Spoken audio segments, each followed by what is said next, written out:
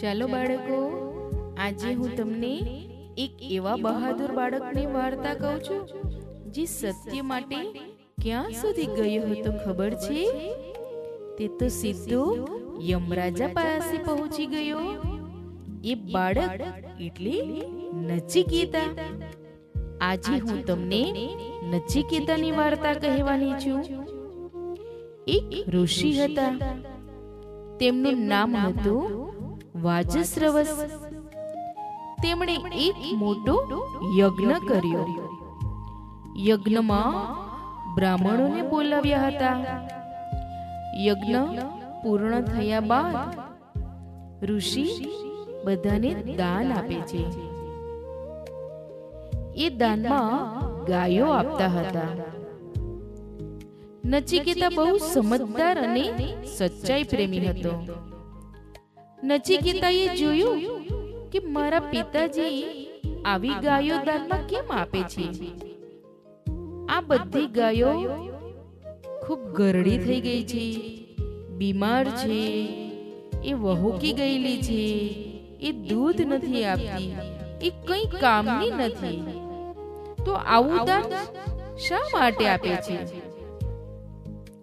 નચિકેતા પિતાને પ્રેમથી પૂછે છે, પિતા, તમે તમારી પ્રિય વસ્તુ દાનમાં આપો. પિતા કંઈ બોલ્યા નહીં.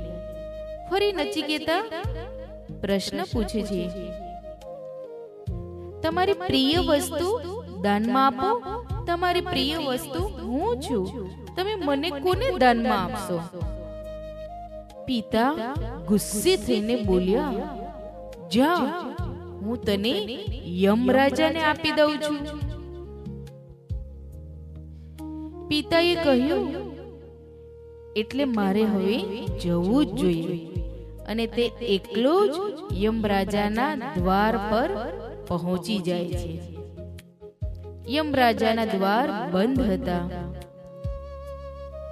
યમરાજા ઘરે ન હતા. નચિકેતા ત્યાં જ બેઠો રહ્યો.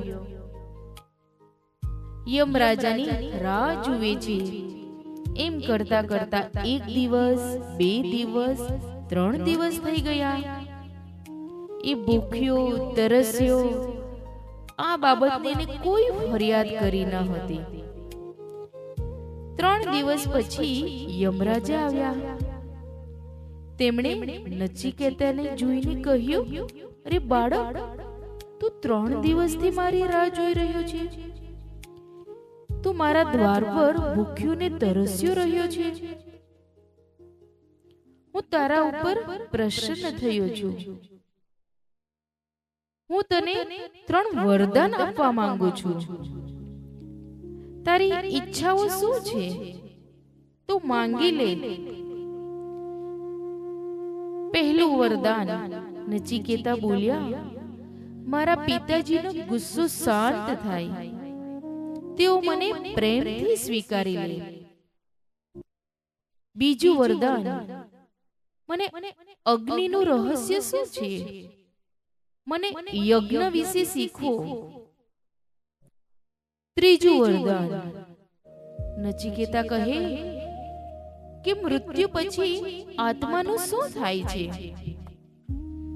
આ પ્રશ્ન પૂછ્યો ત્યારે યમરાજાએ કહ્યું કે તું કઈ બીજું વરદાન માંગી લે. નચિકેતા બોલ્યો, બીજું બધું નાશવંત છે. મને આ જ જાણવું છે. મને સત્ય જાણવું છે. તમે મને સમજાવો, તમે મને જણાવો. નચિકેતાની હિંમત જોઈને યમરાજા ખુશ થઈ ગયા. તેમણે સાચું જ્ઞાન આપ્યું. આત્મા ક્યારેય મરતો નથી. બાળકો, આપણે પણ નચિકેતા જેવા સચ્ચાઈ અને હિંમત રાખવી જોઈએ. પિતાનું પ્રણ પાલન કરવા, પિતાનું પ્રણ પાલન કરવા, યમરાજાના દર્શન કીધા, યમરાજાના દર્શન કીધા. મૃત્યુનું રહસ્ય પામ્યો, મૃત્યુનું રહસ્ય પામ્યો. નચિકેતા બહુ જ્ઞાની થયો, નચિકેતા બહુ જ્ઞાની થયો. બાળ મિત્રો, વાર્તા સાંભળવાની મજા આવી? તો આવી જ પ્રેરણાદાયક વાર્તાઓ માટે અમારા ચેનલ બાળ વાર્તાનો ખજાનોને લાઈક, શેર અને સબસ્ક્રાઇબ કરવાનું ભૂલશો નહીં. ફરી મળીશું નવી વાર્તા લઈને. આવજો.